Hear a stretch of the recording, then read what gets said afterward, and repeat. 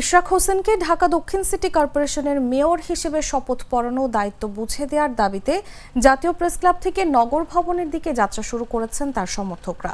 শনিবার বেলা 11:30টায় জাতীয় প্রেসক্লাবের সামনে থেকে যাত্রা শুরু করেন তারা। এর আগে প্রেসক্লাবের সামনে সংক্ষিপ্ত সমাবেশ করে তারা। নগর ভবনের দিকে যাত্রা হওয়া মিছিলে কয়েক হাজার মানুষ অংশ নিয়েছেন। অনেকে ইশরাক হোসেনের ছবি সম্বলিত বিভিন্ন প্ল্যাকার্ডও হাতে এনেছেন।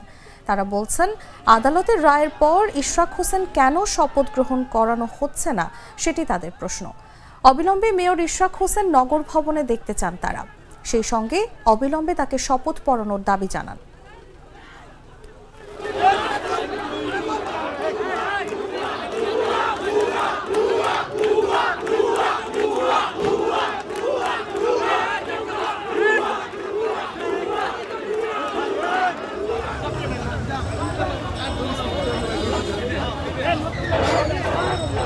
আমরা এখানে ঢাকা শহরের দক্ষিণের এবং সমস্ত এলাকার লোকজন একত্রিত হয়েছি। সুপ্রিম কোর্টের রায়কে আমরা মান্য করি।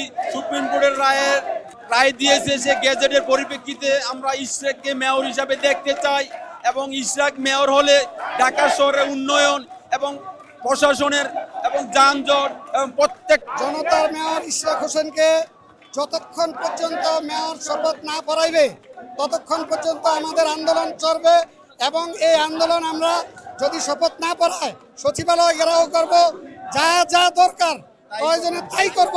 তারপরও ইশরাককে শপথ করিয়ে মেয়র হিসাবে, নগর পিতা হিসাবে আমরা দেখতে চাই। এটি আমাদের শেষ কথা এবং যত কিছুর বিনিময় হোক। Enjoy the life, চলো উড়াই খুশি তুলে নিয়ে হাতে। Cheer up, oh oh, cheer up, oh oh, cheer up, oh oh, cheer up. চিল হবে রিফ্রেশিং মুডে। চিয়ার আপ, চলো উড়াই খুশি।